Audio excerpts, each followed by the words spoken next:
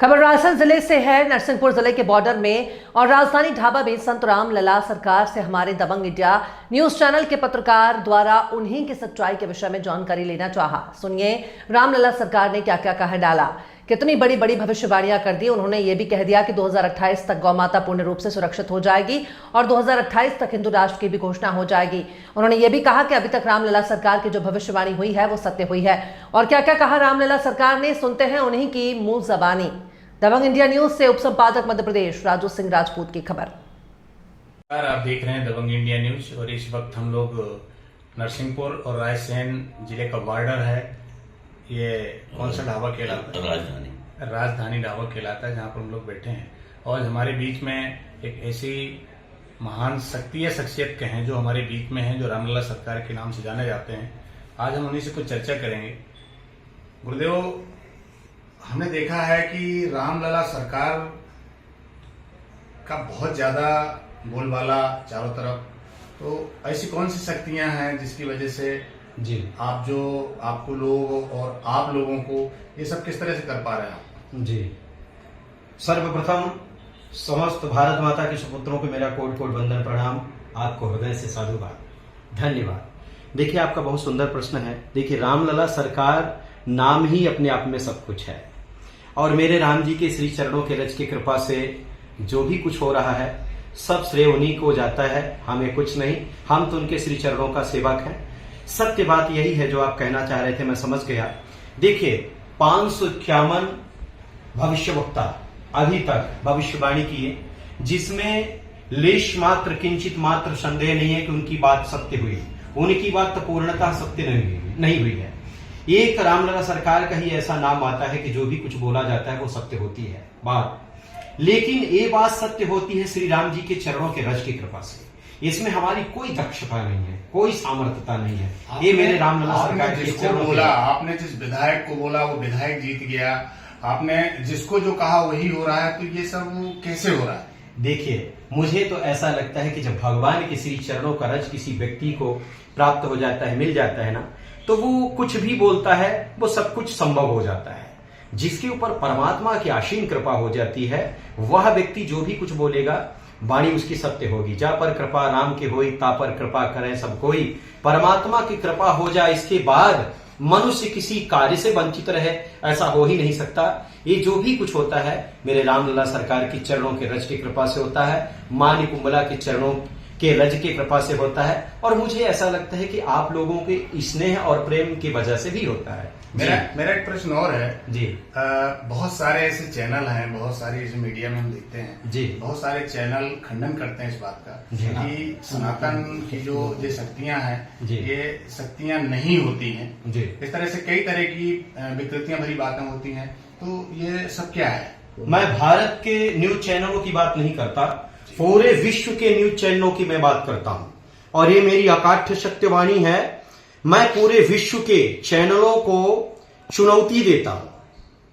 अगर उनको ऐसा लगता है कि सनातन धर्म में कोई अदृश्य शक्ति नहीं है या शक्ति नहीं होती है, तो वो रामलला सरकार की पूर्णतः परीक्षा ले सकते हैं। लेकिन ओपन परीक्षा, किसी स्टूडियो में नहीं, ओपन परीक्षा, लाखों हजारों लोगों के बीच में रामलला सरकार को खड़ा करें, मैं प्रमाण देने के लिए तैयार हूं। और सबसे बड़ा प्रमाण यूट्यूब में है, आप लोगों की चैनल के माध्यम से ही डला हुआ है। हमारी एक एक वाणी सत्य होती है। वाणी उसी के सत्य होती है जो साधक होता है, जो राम जी के चरणों का रज लेके जीवन जीता है। और मुझे ऐसा लगता है कि जो लोग कहते हैं ना कि सनातन धर्म में शक्ति नहीं है, ये कोई शक्ति नहीं है, ये कोई साधना नहीं है, ये कोई तप नहीं है, मैं उनको अज्ञानी कहूंगा।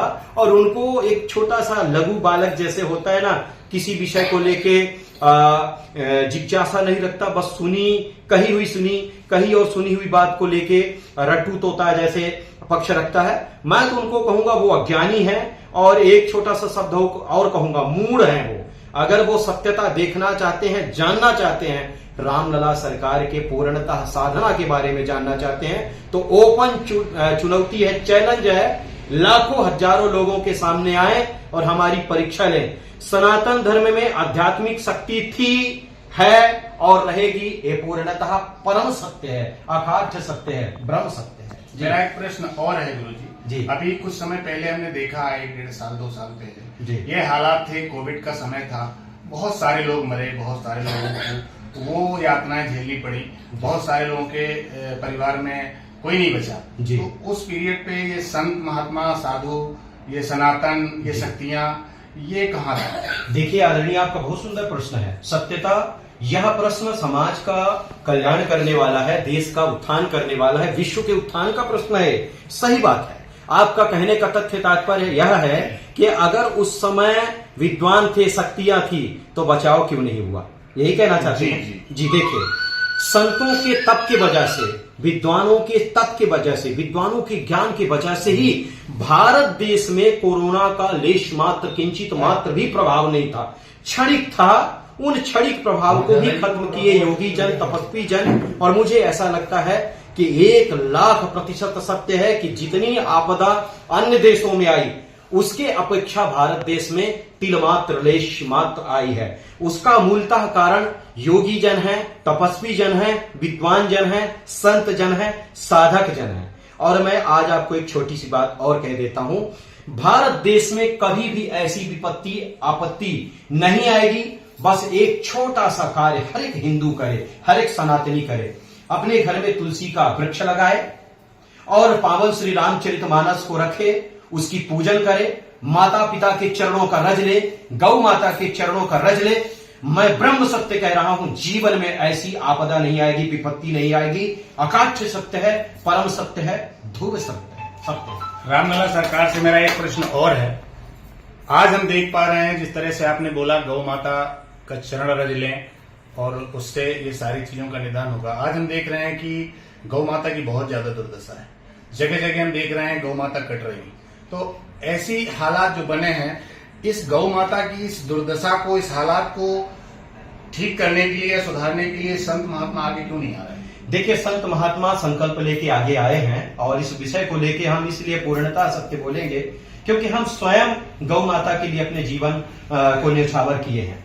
सत्य बात तो यही है कि गौ माता का हनन तो हो रहा है, पतन तो हो रहा है, लेकिन गौ माता की रक्षा के लिए संत जनों का जो संकल्प है पूर्णतः सत्य है। माननीय श्री नरेंद्र मोदी जी इस विषय को लेके थोड़े हलचल में आए हैं। उन्होंने भी संकल्प लिए हैं 2025, 2026, 2027, 2028, 2028 तक पूरे भारत की गौ माता का उत्थान होगा। गौ माता राष्ट्र माता के रूप में स्थापित हो जाएगी, गौ हत्या बंद हो जाएगी। और पूर्णतः ध्रुव सत्य है कि अब समस्त सनातनी, समस्त हिंदू जग गए हैं, संकल्प लेके जग गए हैं। अब कोई सो नहीं रहा है और मुझे ऐसा लग रहा है कि अभी भी जो कोई सो रहा है वो सिर्फ और सिर्फ इसलिए सो रहा है कि उसको जगाने के लिए हम लोग अभी थोड़ा आलस्य कर रहे हैं। जब हम लोग पूर्णतः जागृत में आ जाएंगे, गौ माता के शरणों की सौगंध, गौ माता का बाल बाका नहीं होगा। और भारत माता की गौ माता सिर्फ बचे, ऐसा संकल्प हमारा नहीं है, पूरे विश्व की गौ माता बचे, ऐसा मेरा संकल्प है। और इस संकल्प को हम पूर्ण करेंगे। 157 देशों में गौ माता के चरणों के रज को लेके जाएंगे। और गौ माता को बचाना इसलिए भी आवश्यकता है, अगर गौ माता बचेगी तो यह देश बचेगा, विश्व बचेगा, धरती बचेगी। अगर गौ माता नहीं बचेगी तो पूरा विश्व शमशान सा हो जाएगा। ये परम सत्य है, अकाट्य सत्य है। गौ माता को बचाने के लिए पहल है, हम लोगों का संकल्प है। और एक छोटी सी बात कहूंगा, आप लोगों का भी श्रेष्ठ पहल होना चाहिए, क्योंकि मीडिया भी हमारी जो है ना आत्मा है और चतुर्थ खंभ है। राष्ट्र के लिए, धर्म के लिए चतुर्थ खंभ है। इसलिए आप लोगों का भी सहयोग पूर्णतः हमको चाहिए और मुझे विश्वास है कि आप लोगों का भी सहयोग मिलेगा। समस्त भारत देश का सनातनी हिंदू और संत जग चुके हैं। गौ माता की हत्या 2025 में बंद हो जाएगी। 26, 27, 28 के अंतराल गौ माता राष्ट्र माता के रूप में स्थापित हो जाएंगी और विश्व में गौ माता का हनन नहीं होगा। यह संकल्प पूरा होगा रामलला सरकार के माध्यम से। जय श्री रामलला सरकार। जय। आप देख रहे हैं रामलला सरकार से हमने जो कुछ अभी प्रश्न किए, उन सारे प्रश्नों के जवाब हमको उन्होंने दिया है। किस किस तरह से गौ माता की रक्षा होगी, किस तरह से सनातन का जो कर्तव्य है, जो संतों का कर्तव्य है, किस तरह से वो कर रहे हैं और हमारा क्या कर्तव्य है। आज हमने उनकी बातें सुनी तो उनकी बातों को सुनकर के ऐसा लग रहा है कि वाकई में कुछ आगे हमारे राष्ट्र के लिए होने। एक प्रश्न और आ रहा है मेरा, हिंदू राष्ट्र की बहुत बातें होती हैं, जी। तो क्या हिंदू राष्ट्र हमारा, क्योंकि यहाँ पे सभी लोग रहते हैं, मुस्लिम भी रहते हैं, सिख भी रहते हैं, ईसाई भी रहते हैं, सारी समाज रहती है जी। तो हिंदू राष्ट्र हम कैसे बना पाएंगे? बहुत सुंदर आपका प्रश्न है। भारत देश में सभी पंथ के लोग रहते हैं, हिंदू भी रहते हैं, मुसलमान भी रहते हैं, क्रिश्चियन भी रहते हैं, सभी लोग रहते हैं। सच बात तो यही है, भारत माता के सभी संतान हैं, सभी पुत्र हैं, लेकिन भारत माता के संतान वो हैं जो सनातन धर्म को मानते हैं, गौ माता के चरणों की पूजा उपासना करते हैं, भारत माता की गोदी को कलंकित होने से बचाने के लिए अपने प्राण की आहुति देने के लिए संकल्पित होते हैं। मुझे तो ऐसा लगता है कि वो हिंदू भी वो मुसलमान भी सनातनी है, वो हिंदू सनातनी तो है ही है, वो मुसलमान भी सनातनी है, वो क्रिश्चियन भी सनातनी है, जो भारत माता की गोदी में रह रहा है। हिंदू राष्ट्र तब बनेगा जब समस्त भारत माता का नवयुवक संकल्प लेके खड़ा हो जाएगा कि मुझे सिर्फ और सिर्फ हिंदू राष्ट्र चाहिए। और सच बात तो यही है कि हिंदू राष्ट्र बनना अत्यंत आवश्यक है। हिंदू राष्ट्र नहीं बनेगा तो सनातन संस्कृति खतरे में है, क्योंकि राक्षस तांडव करने के लिए संकल्पित हैं, उनके तांडव को बचाने के लिए हिंदू राष्ट्र बनना अत्यंत आवश्यक है। 2025, 2026, 2027 लास्ट 28 या 29 में हिंदू राष्ट्र बन जाएगा। हिंदू राष्ट्र इसलिए भी बनेगा क्योंकि हिंदू राष्ट्र बनेगा तभी गौ माता की पूर्णता सेवा हो पाएगी, सनातन संस्कृति बचेगी और हर एक मानव का उत्थान होगा, हर एक मानव के चरणों की सेवा होगी। इसलिए हिंदू राष्ट्र आवश्यक है, बनना आवश्यकता हिंदू राष्ट्र की है और हिंदू राष्ट्र बन के रहेगा। ये मेरा वचन है, ये मेरी भविष्यवाणी है, ये मेरा संकल्प भी। प्रणाम गुरुदेव।